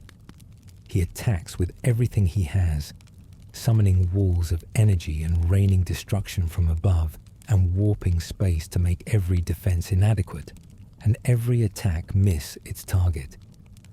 The battle pushes Sora and Riku to their absolute limits, requiring perfect cooperation and coordination between them, each one covering the other's weaknesses and creating openings that neither could achieve alone. It is the game's ultimate test of everything Sora has learned about fighting with others rather than alone, about drawing strength from bonds rather than from individual power, about trust, allowing achievements that raw skill alone can never accomplish. They defeat Xemnas finally, Sora and Riku working in perfect synchronization to overwhelm his defenses and land the final blow that destroys his form and releases the hearts he has been collecting. Kingdom Hearts begins unraveling above them, the artificial moon dissolving as the hearts it contained are free to return to wherever hearts go when they are released from containment. It should be moment of pure triumph, victory over the ultimate threat and rescue of countless hearts from the organization's exploitation. But victory is complicated by what has been revealed about Nobodies, by understanding that the beings Sora destroyed were conscious individuals with their own desires and relationships and experiences that mattered to them, regardless of whether hearts were involved. Ansem the Wise appears amidst the chaos, still attempting to encode Kingdom Hearts and delete it despite Xemnas' defeat. His machine is failing, unable to process the sheer amount of data involved in containing and translating an entire collection of hearts, and the failure is building toward explosion that will consume him and possibly everything in the surrounding area. He accepts this fate with quiet dignity, acknowledging that this is appropriate end for someone who bears responsibility for creating the circumstances that allowed Organization XIII to exist in the first place. His apprentices fell to darkness because he encouraged their research, because he prioritized knowledge over ethics, because he failed to recognize when curiosity crossed into dangerous territory. This explosion, this sacrifice, is his attempt at atonement, his final effort to undo some of the damage his earlier actions facilitated. The machine explodes in a burst of light and data. Ansem the Wise's form scattering into fragments that disperse across the realm, his body converted to digital information, even as his consciousness endures in ways that will not be revealed until much later. The blast alters Riku, transforms him back into his true appearance, darkness finally purged from his physical form by the sheer amount of light released in the explosion. It is bittersweet mercy, restoration purchased through someone else's sacrifice, reminder that victory always carries costs even when you are fighting on side of light against forces of darkness. Riku looks like himself again, but the person looking out through those restored eyes has been changed by his journey through darkness in ways that physical appearance cannot capture. The realm begins collapsing around them, the space where they fought Xemnas destabilizing now that Kingdom Hearts has been dispersed and the organization destroyed. Sora and Riku run through disintegrating landscape, platforms crumbling beneath their feet and walls dissolving into light and void, searching desperately for any exit that might return them to the normal worlds from this pocket dimension that is coming apart at the seams. They find a door, massive and ornate, inscribed with symbols that suggest importance beyond mere functional architecture. It is the door to darkness that they sealed at the end of Sora's first journey, the gateway between the realm of light and the realm of darkness that must remain closed to prevent one realm from consuming the other. But circumstances are desperate, and sometimes the only way forward is through doors that should remain sealed. They open it and step through, finding themselves in the realm of darkness on the other side, in the place where Riku has been trapped for the past year, and where they are now trapped together. The realm is an endless expanse of shadow and void, and within it they discover a dark beach under starless sky, waves lapping against shore in a place where ocean exists without light to reflect. They sit on this strange shore with remarkable calm, exhaustion and acceptance combining to create peace that transcends their immediate circumstances. They saved everyone else, rescued Kairi and defeated Organization XIII, and prevented Kingdom Hearts from being exploited. And if the cost of that victory is being trapped in darkness together, well, there are worse fates than being stranded with your best friend. They talk about their journey, about everything that has happened since Destiny Islands fell, about mistakes and regrets, and moments of triumph that feel distant now, but which shaped who they have become. Riku apologizes for everything he did when darkness corrupted his judgment, for the jealousy and anger that drove him to make terrible choices in desperate pursuit of strength. Sora apologizes for nothing because he does not see anything Riku needs forgiveness for, sees only friend who was manipulated and who fought his way back to light despite everything trying to keep him in darkness. They achieve something like closure in this conversation, resolution to tensions that have defined their relationship since the beginning of Sora's journey, acceptance that they have both changed and that their friendship has survived those changes despite everything working against it. A bottle washes up on the dark shore, glowing faintly with light that should not exist in realm of pure darkness. Inside is a letter, words written in elegant script on paper that feels more real than anything else in this place of shadow. It is from Kairi, message in a bottle that has somehow crossed the impossible distance between light and darkness to reach them. She writes about waiting for them, about believing they will return, about faith that bonds strong enough can survive any separation regardless of how impossible reunion might seem. The letter is hope made tangible, proof that they are not forgotten, reminder that people care about them and want them back, even if the mechanisms for achieving that return remain unclear. The letter glows brighter as they read it, light intensifying until it pierces through the darkness surrounding them, creating path where none existed before. A door appears before them, massive and brilliant white, inscribed with symbols of light and hope. This is the door to light, manifesting in response to Kairi's message and the strength of their bonds. And Sora and Riku walk toward it, hand in hand, supporting each other as they have throughout this final ordeal. They step through together, emerging from darkness into brilliant light, and find themselves falling through void toward water that sparkles with promise of home and reunion. and rest earned through trials survived. They land in the ocean near Destiny Islands, splashing down in shallow water near the shore where their adventure began so many months ago. Kairi is waiting on the beach, and when she sees them emerging from the waves, she runs toward them with joy that requires no words to communicate.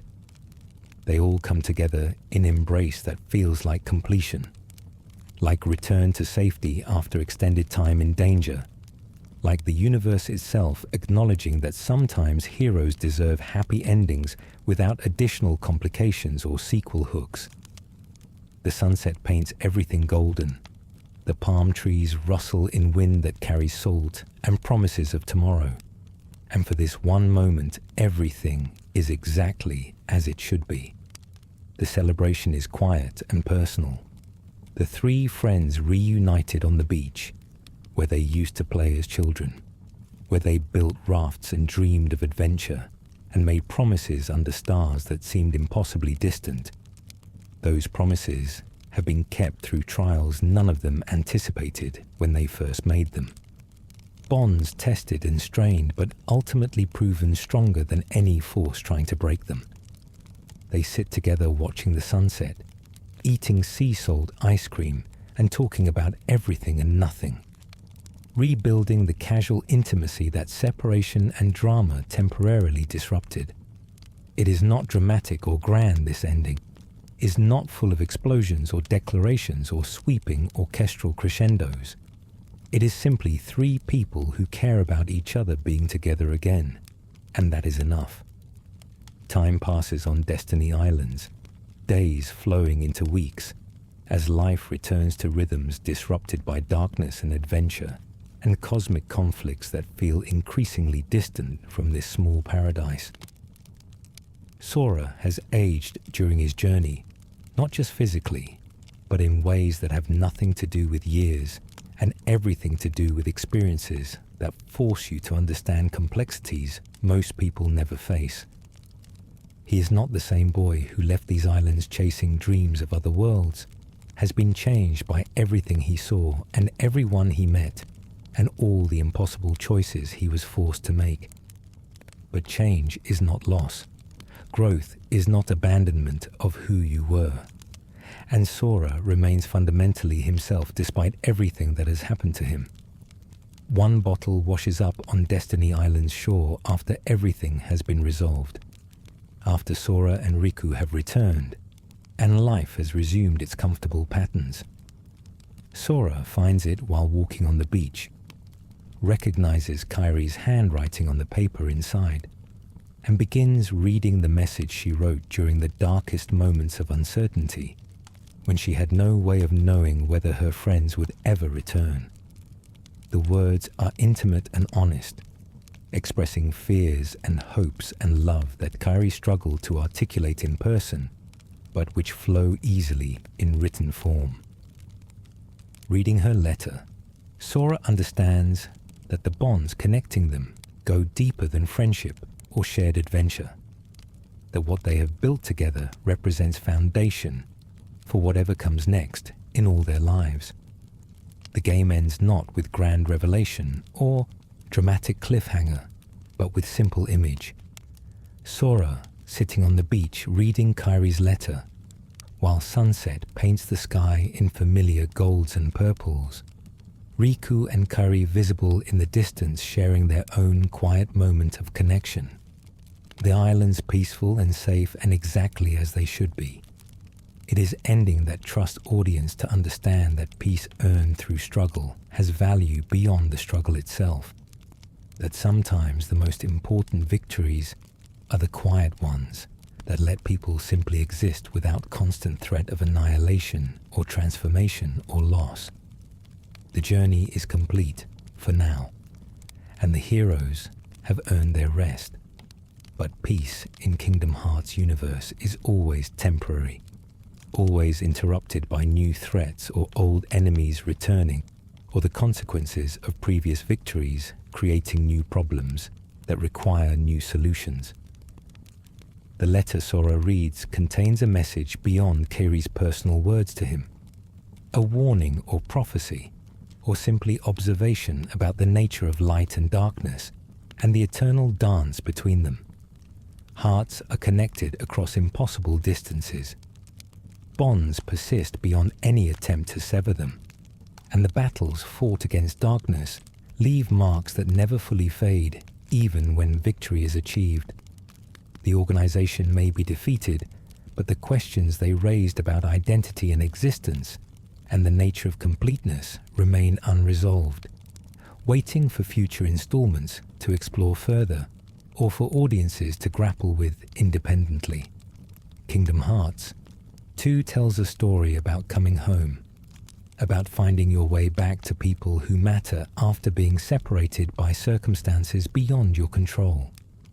It explores identity through Roxas and Sora, through questions about what makes someone real and whether beings without hearts deserve recognition as truly alive. It examines the nature of sacrifice through characters who give up their existence so others can continue, who merge back into original forms rather than maintaining separate consciousness, because the universe insists there is not enough room for both. It investigates the boundaries between light and darkness, showing that neither is absolute good or evil, but rather forces that can be used for different purposes, depending on who wields them and what motivations drive that wielding. The game's treatment of Nobodies specifically creates moral complexity unusual for Disney-adjacent property. The organization members are antagonists, but not simple villains.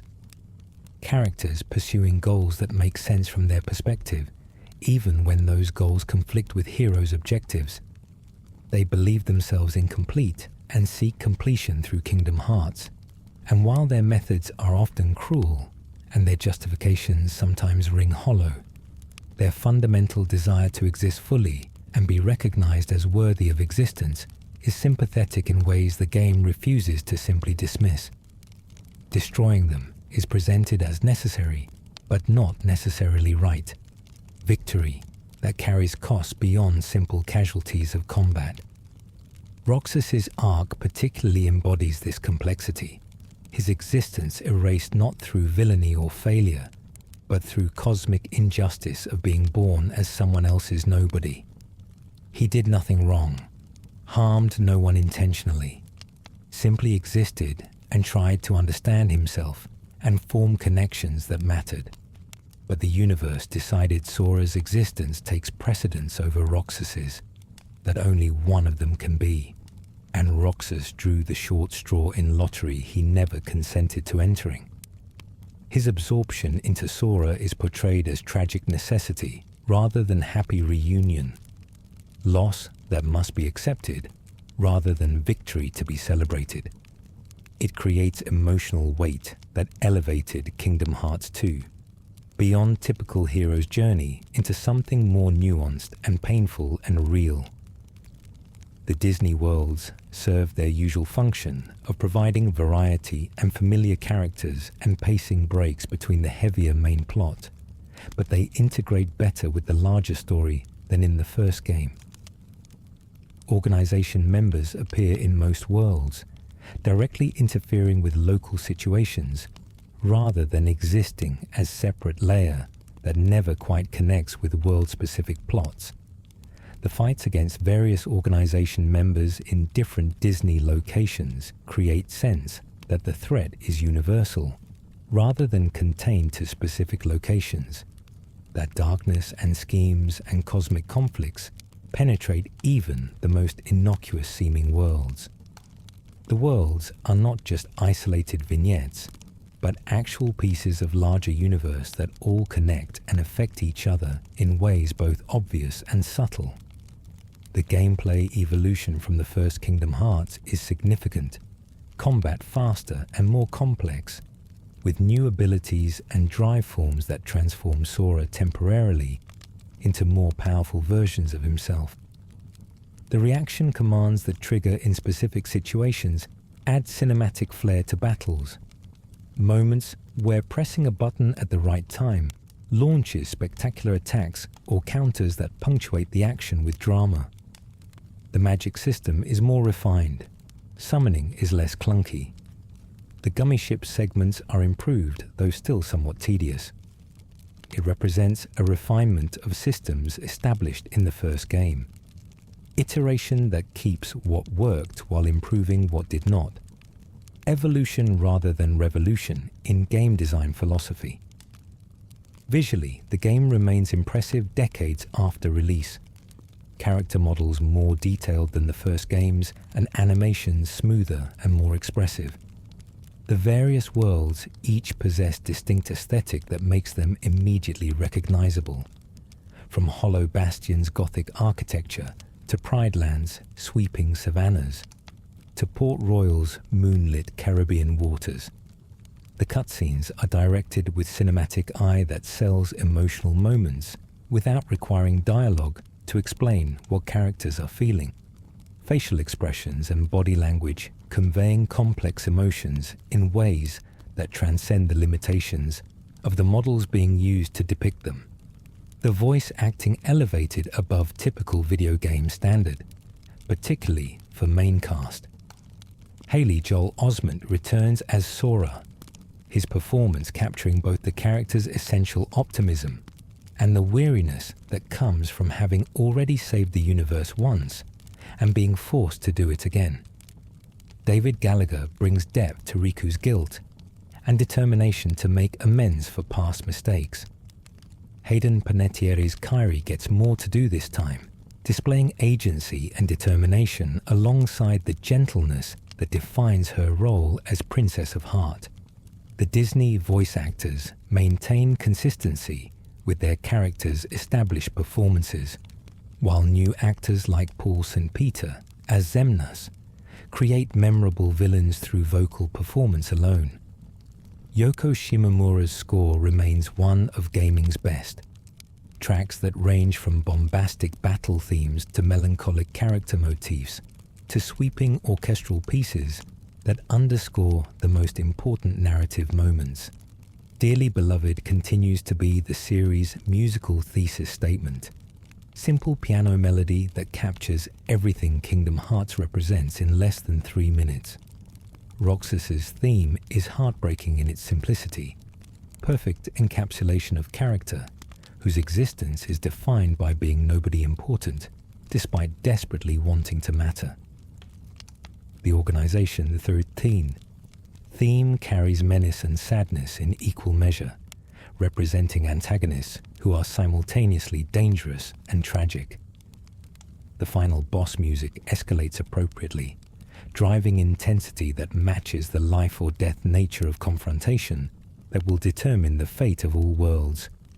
Kingdom Hearts II's influence extends beyond its immediate success into shaping expectations for future entries in the series and for action role-playing games more broadly.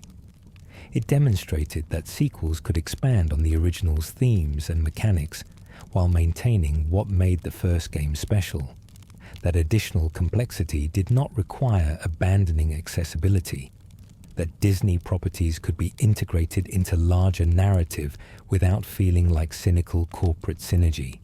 The game sold millions of copies, introduced new audiences to the franchise, and cemented Kingdom Hearts as one of gaming's most distinctive and beloved series despite its increasingly convoluted lore and mythology. The philosophical questions raised by Kingdom Hearts II linger long after the credits roll. What constitutes a real person? If a being displays consciousness, forms relationships, makes choices, experiences what appears to be emotion, does it matter whether those traits emerge from a heart or from some other source? The organization claims Nobodies cannot truly feel anything, yet their actions consistently contradict this claim, suggesting either that the organization is wrong about their own nature, or that the distinction between remembered emotion and actual emotion is meaningless from external perspective. A being that acts sad is functionally equivalent to a being that is sad, regardless of the metaphysical mechanics producing that sadness. Roxas represents the game's most complete exploration of these questions.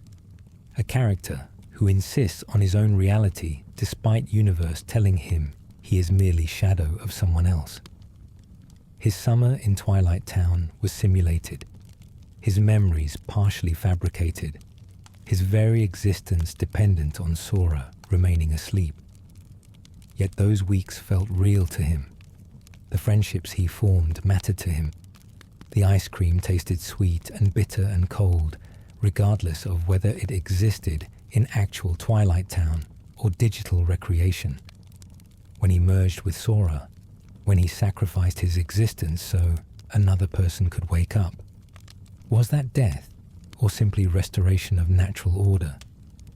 The game refuses to provide definitive answer, trusting audience to grapple with complexity rather than demanding simple resolution. The relationship between Sora and Roxas parallels larger themes about identity and what persists when everything else is stripped away. Sora carries Roxas within his heart throughout his journey, a consciousness that merged with his own but never fully integrated, and their connection creates complexity that neither completely controls or fully understands. He is himself, but also composite, individual who contains another's memories and experiences, and his ability to maintain coherent sense of self, despite housing another consciousness, speaks to strength that has nothing to do with physical power or combat prowess. This theme of interconnection, of hearts touching and influencing each other across impossible distances, defines Kingdom Hearts at its core. The series insists that we are not isolated individuals, but rather nodes in network of relationships, that who we are depends partly on who we know, and how those people have shaped us through interaction and shared experience. Sora is not just Sora, but also everyone he has met and helped and learned from. His heart a mosaic built from fragments contributed by countless others. This is presented not as weakness or dilution of self, but as fundamental truth about existence, that isolation is illusion and connection is reality regardless of how much we might prefer to believe we are self-sufficient individuals unaffected by those around us. The reunion of Sora, Riku and Kairi on Destiny Islands represents completion of character arcs that began in the first game, each of them transformed by their respective journeys, but still fundamentally the same people who used to play on the beach and dream about what existed beyond the horizon. Sora remains optimistic and earnest despite everything he has seen, his fundamental goodness unmarred by exposure to darkness and cruelty. Riku has made peace with his own darkness, no longer running from it or pretending it does not exist, but instead accepting it as part of who he is while refusing to let it control him. Kairi has discovered her own strength, proven that being Princess of Heart does not mean being helpless, that light can be force as powerful as darkness when wielded with determination and purpose. Their friendship has been tested more thoroughly than most relationships ever endure, stretched across multiple worlds and threatened by forces that sought to corrupt or destroy it completely. But it survives intact, perhaps even stronger for having been tested. Bonds that were forged in childhood and tempered in fires of genuine adversity, emerging as something that can withstand whatever future challenges might emerge. They sit together on the beach eating sea salt ice cream, and in that simple image is everything the game has been building toward. Connection that persists, friendship that endures, light that pushes back against darkness, not through superior force, but through refusing to be extinguished. The broader universe of Kingdom Hearts has been forever altered by the events of this game. The destruction of Organization XIII removing major players from the cosmic chessboard, while simultaneously raising new questions about what comes next. The Nobodies are gone, but the issues they represented remain. Questions about identity and existence, and who deserves recognition as truly alive. Ansem the Wise is encoded into Kingdom Hearts, his consciousness scattered but potentially recoverable if anyone possessed the knowledge and ability to decode what he became. Maleficent and Pete remain active, diminished but not defeated, still pursuing power through methods that will inevitably bring them into conflict with those trying to maintain balance between light and darkness. The revelation that Ansem and Xemnas were both aspects of the same person, Xehanort, split into Heartless and Nobody when he fell to darkness, creates implications that will reverberate through multiple future games. If one person can become two separate entities through falling to darkness, and if those entities can pursue coordinated plans despite technically being distinct individuals, then the possibilities for manipulation and schemes multiply exponentially. Xehanort's story is far from over, despite both his Heartless and Nobody having been defeated, because the original person still exists somewhere in the spaces between light and darkness, waiting for opportunity to return and continue pursuing whatever goals drove him to experiment with darkness in the first place. The Keyblade War that gets mentioned in various bits of lore throughout the game, the ancient conflict that nearly destroyed all worlds and left Kingdom Hearts itself as prize contested by multiple factions, hangs over everything like Chekhov's gun, waiting to be fired in future installment. The history of the Keyblades and their wielders, the question of where these weapons come from and why they choose specific individuals, the mystery of what actually happened during that ancient war. All of these threads remain dangling for future games to pick up and explore. Kingdom Hearts 2 provides answers to immediate questions while carefully seeding mysteries that will require additional entries to fully unravel. The ending's peace feels earned but fragile, moment of rest that characters desperately need, but which cannot possibly last forever given the nature of the universe they inhabit. Darkness will rise again because darkness is eternal. Not evil, but simply aspect of existence that must be balanced against light. New threats will emerge because the multiverse is vast and full of beings pursuing their own goals, regardless of how those goals might conflict with anyone else's well-being.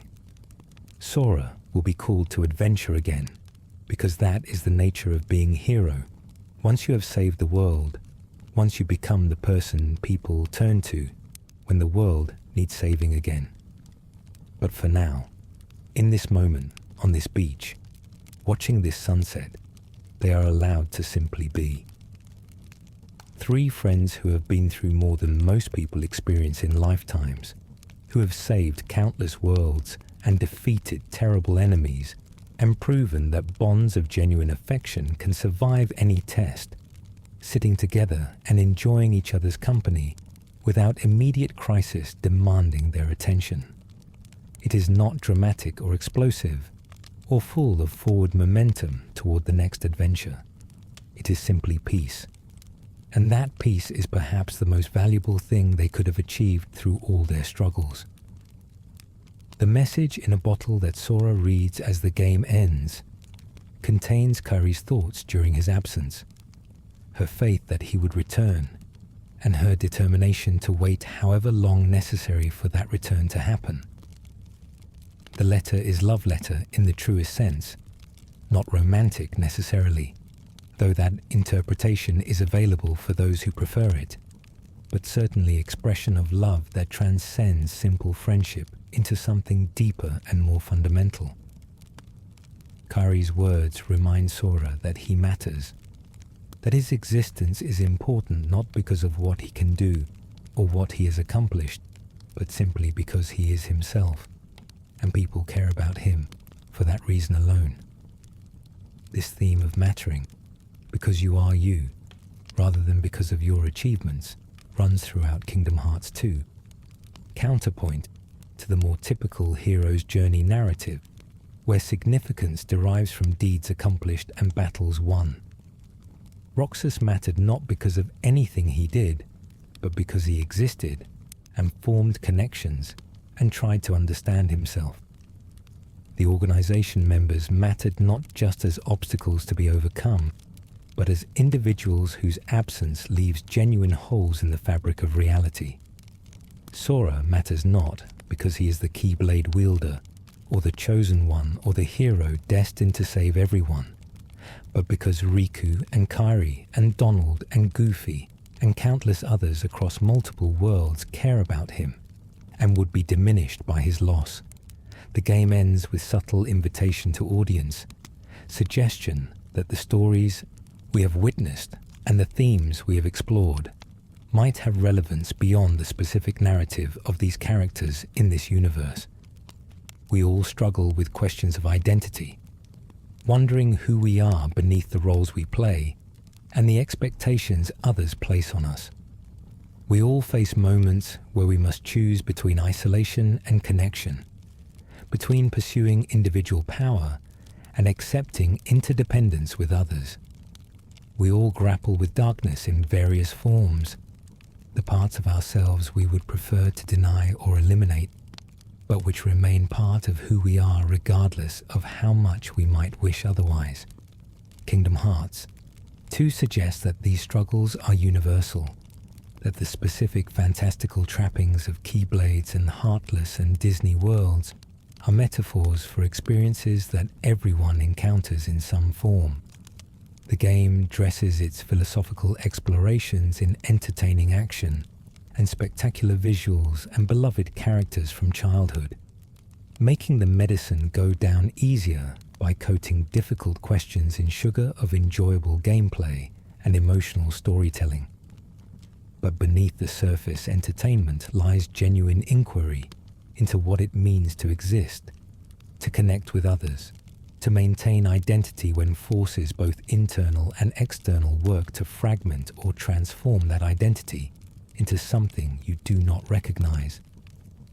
The technical achievement of Kingdom Hearts 2, its refinement of gameplay systems and its visual presentation and its musical score, would be sufficient to earn it recognition as excellent game.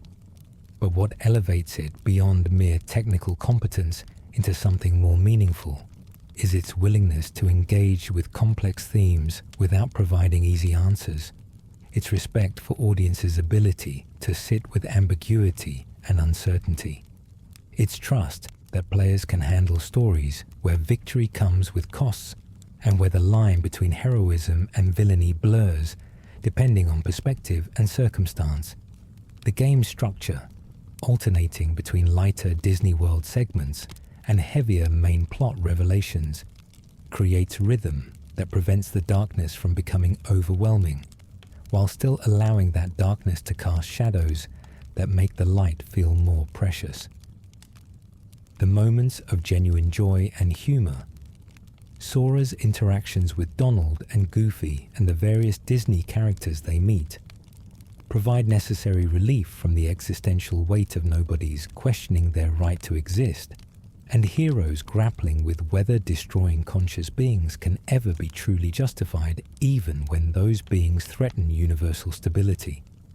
Looking back at Kingdom Hearts 2 from perspective of years since its release and multiple sequels that have continued expanding the series' mythology, what remains most striking is how well the central emotional arc holds up, despite increasing complexity of the larger narrative.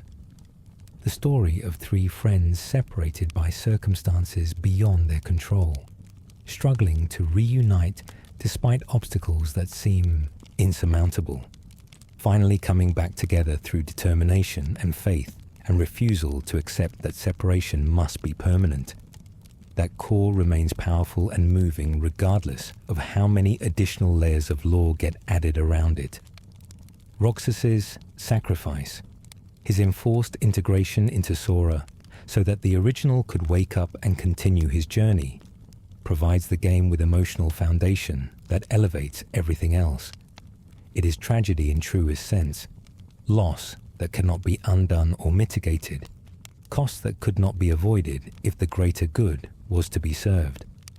But it is also acceptance in the face of impossible circumstances, a coming to terms with what must happen even when what must happen means your own erasure.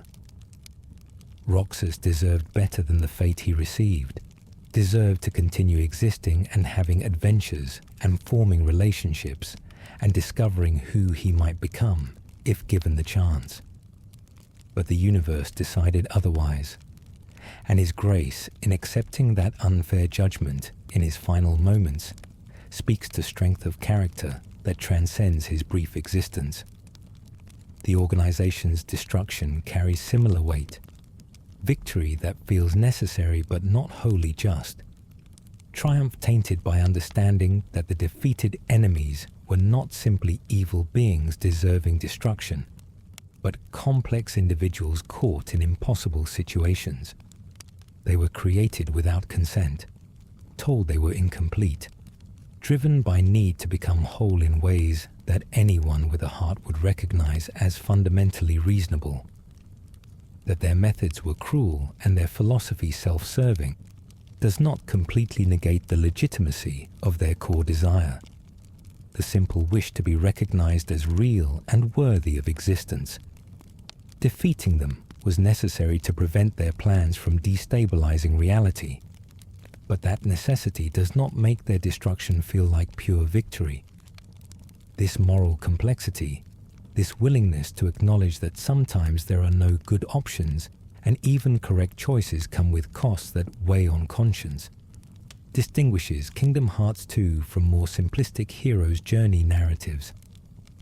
Sora does not emerge from his adventure unmarked by what he has experienced, does not get to simply return to innocent childhood after being forced to confront questions about existence and identity that most people spend lifetimes avoiding.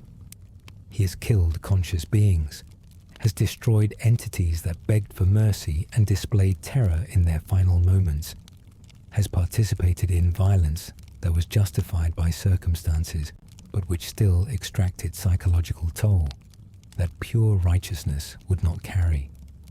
The game trusts its audience to understand that heroism is complicated, that saving the universe sometimes requires actions that do not feel heroic in the moment, that victory can be simultaneously necessary and tragic.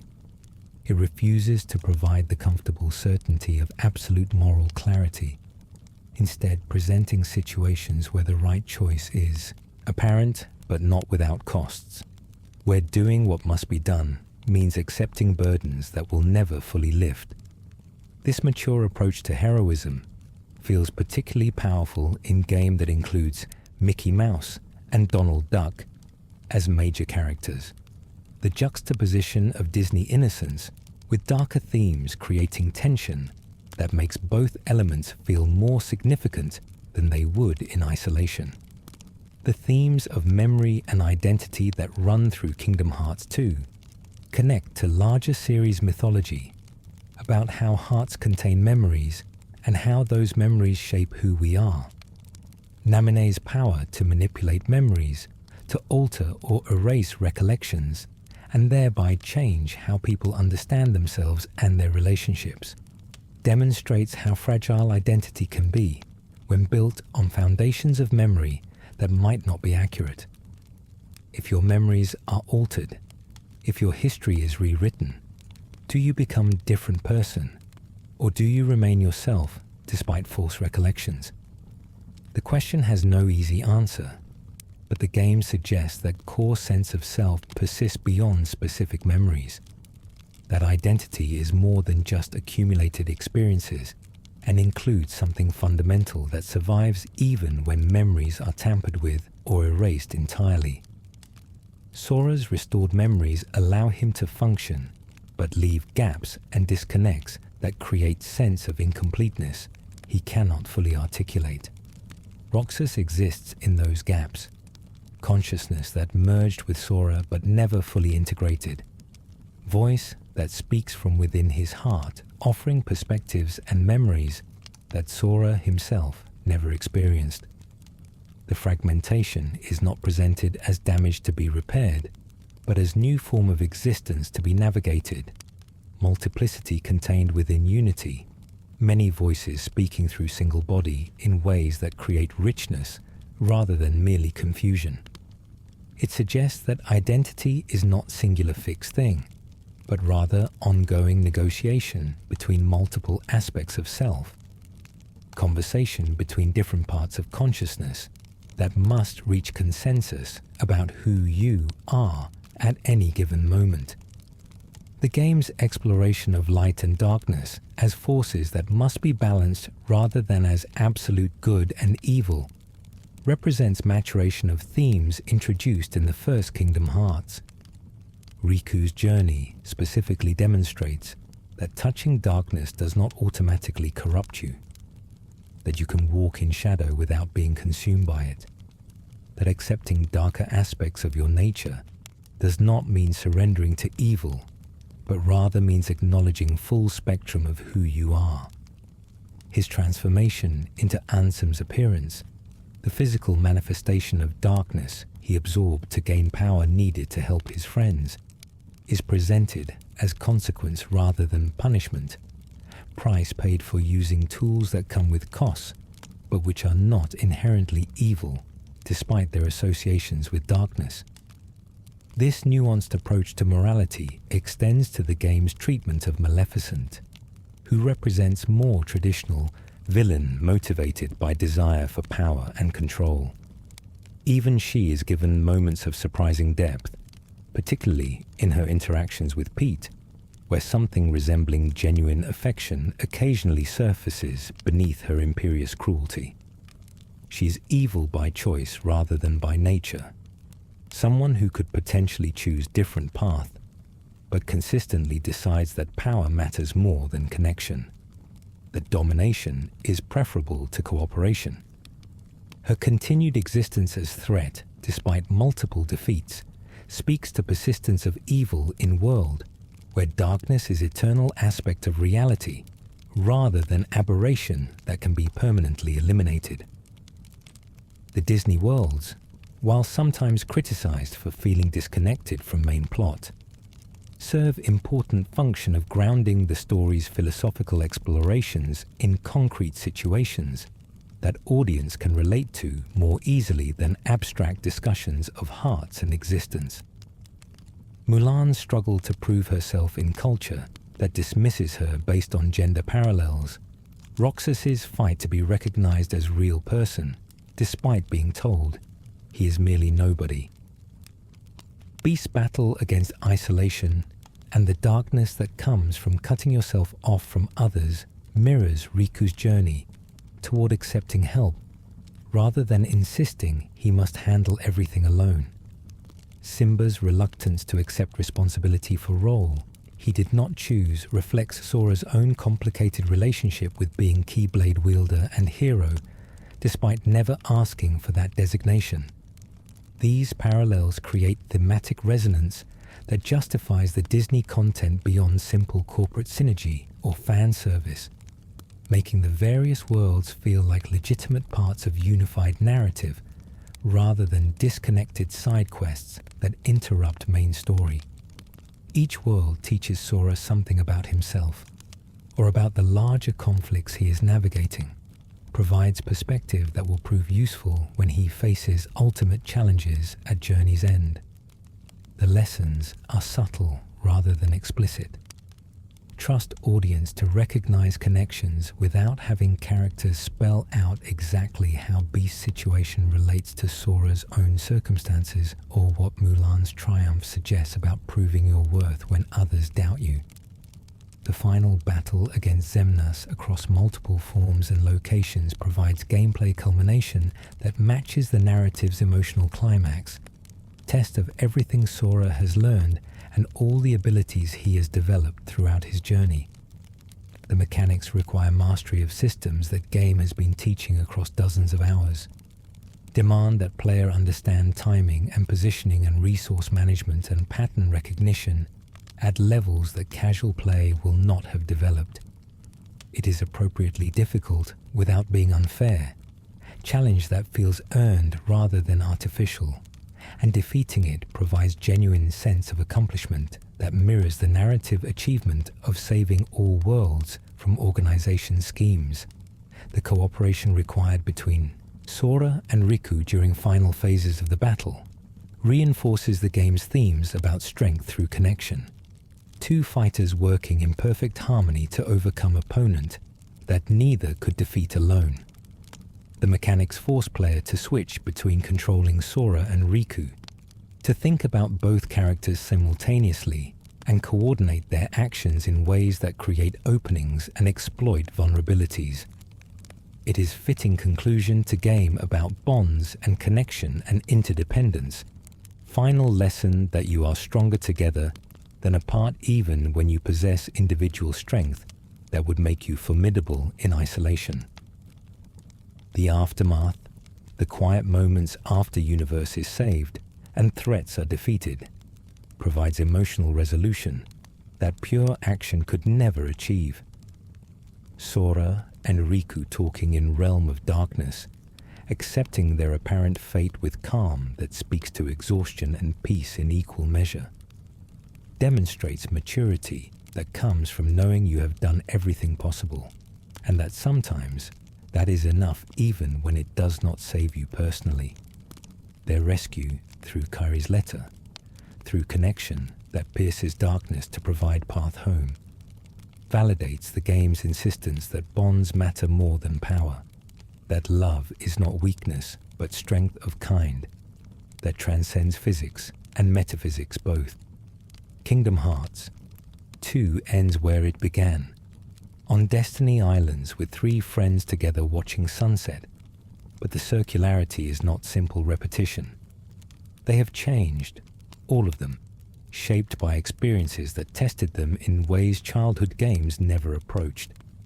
The islands remain same paradise they always were, but the people returning to them carry weight of knowledge about how vast the universe truly is, and how fragile peace can be when darkness constantly seeks to overwhelm light.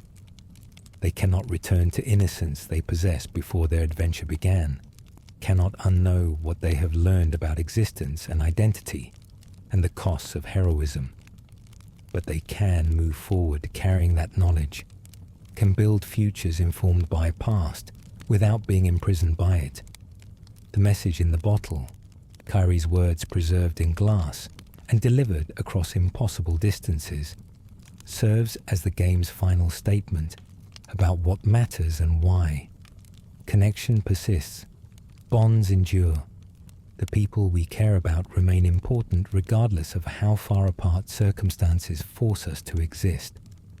These are not revolutionary insights, but rather fundamental truths that bear repeating precisely because they are so easily forgotten in face of daily pressures and cosmic threats alike.